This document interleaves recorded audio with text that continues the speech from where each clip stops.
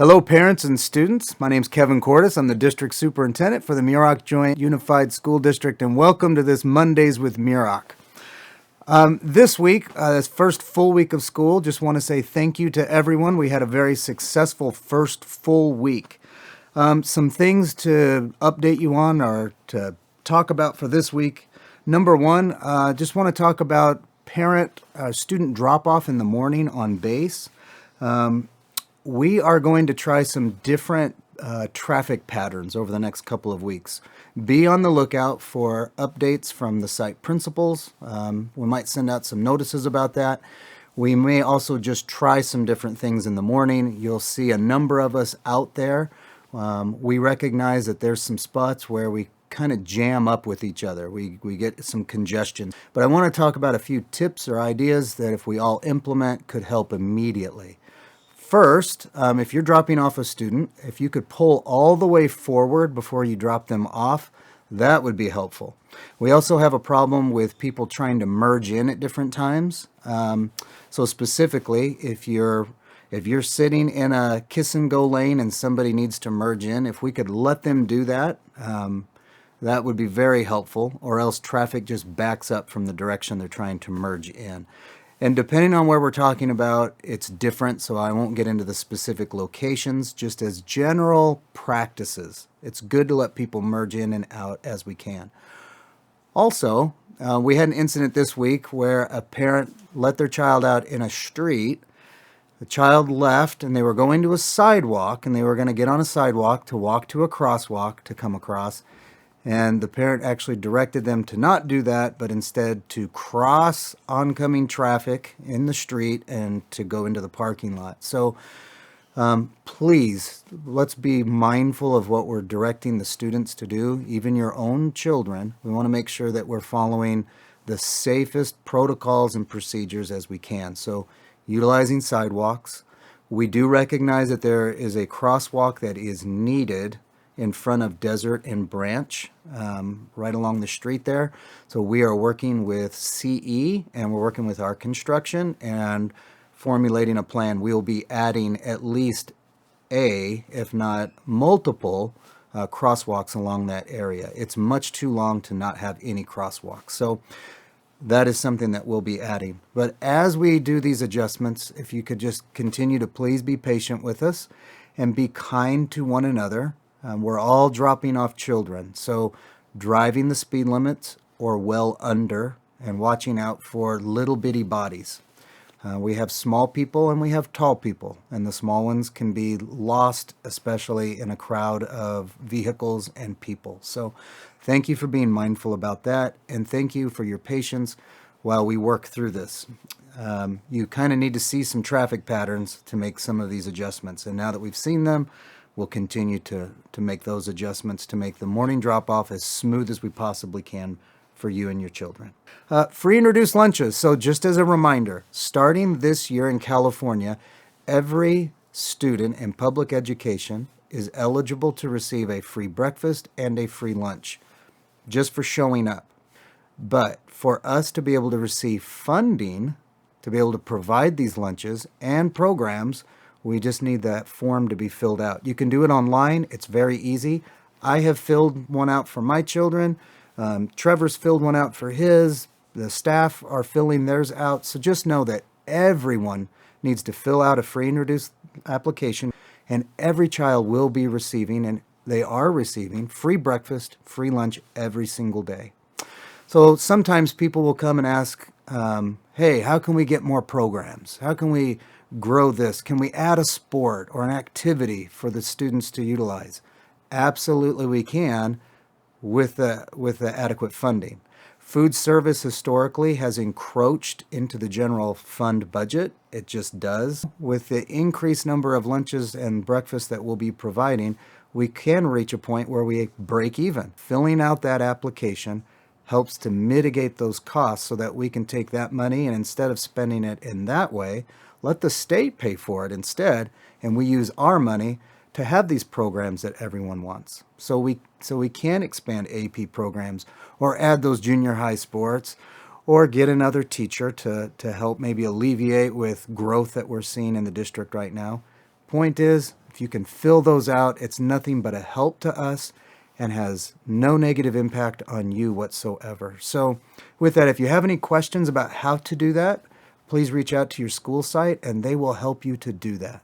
Thank you very much.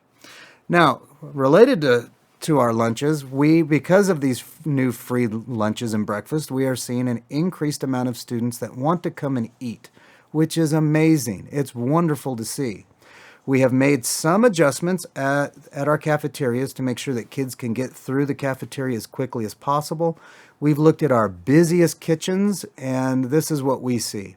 The first 10 minutes, totally filled up. You've got long lines, you've got tables getting filled up, but after about that 10 or 15 minute mark, after the initial rush has come through, the lines are short, plenty of seating, and we have not had any students who have not had time to eat, even if they stagger themselves, and maybe they don't get in line right at the beginning, but they wait that 10 minutes and then they get in.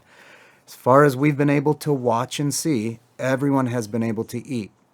We have had some students that have expressed concerns to parents about they're afraid they may not be able to eat, but as far as the actual time to eat, there's always going to be time. And if your child were to run out of time and not have had the time to eat lunch during lunch period, we'll take care of that for them. Don't worry. We'll not let a child go hungry. So any questions or concerns, feel free to reach out.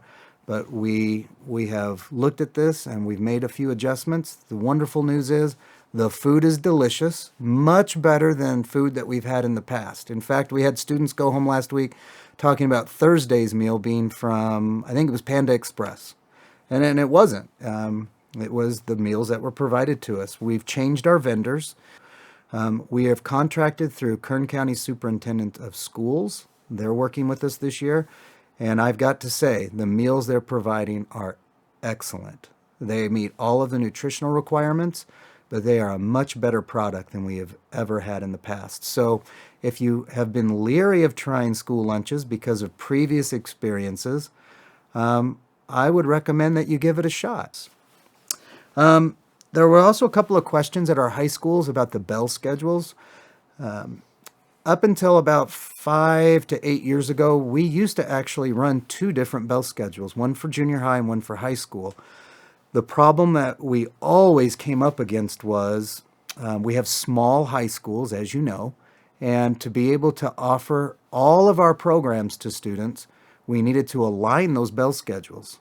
So we would have a teacher that was on a traditional junior high bell schedule, for example. First period, all of the classes lined up because everybody starts at the same time. After lunch, so the last 2 periods of the day, they lined up. But second, third, and fourth never did. And so what we would find is we would have, say, a junior high student, an 8th grade student that, say, was doing great in math and needed to take geometry.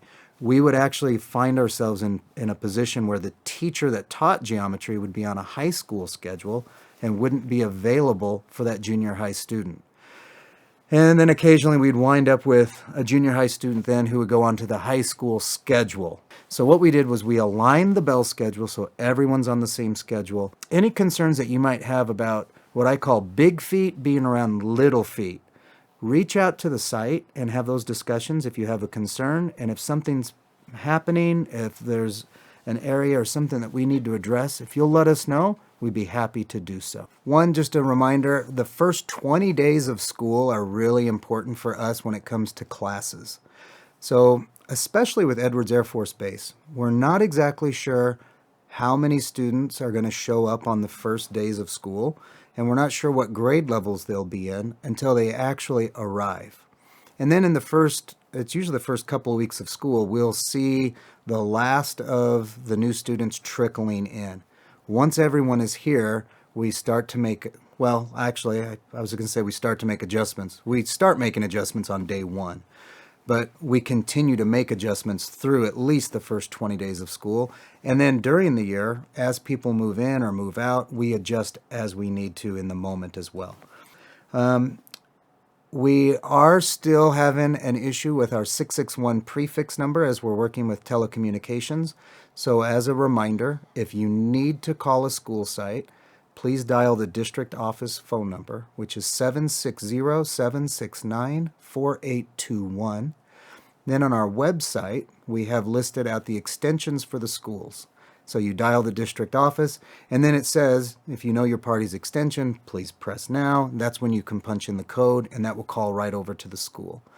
But if you don't go through that process, you'll just wind up getting nowhere, and it'll sound like we're not answering your phone calls. We are there. We have expressed to telecommunication companies that we need our 661 area codes back up, and they're working on that with us right now. And the very last thing I have to say is thank you. Thank you to each and every one of you. Any year that we start off is always an adjustment period, but when you start off a new year with new schools and new drop-off and pickup procedures and programs and staff and all sorts of stuff, there's a lot of places for frustration to creep in. Thank you for being patient as we all work with one another and are kind with one another. And remember that we're all here to support children. This will be a phenomenal year, and we'll get through this together. But it has been a great start considering everything that we have implemented for this school year. So thank you to each and every one of you for all that you do. For the first time, I'm going to say this. If you could hit the like button, subscribe to us. If you do, and if you encourage other people to do so, we'll actually hit a point where we can use this as a platform to put out even more detailed messaging in the future. So for what it's worth, hit that subscribe button, like it, and everything else that all the other YouTubers say.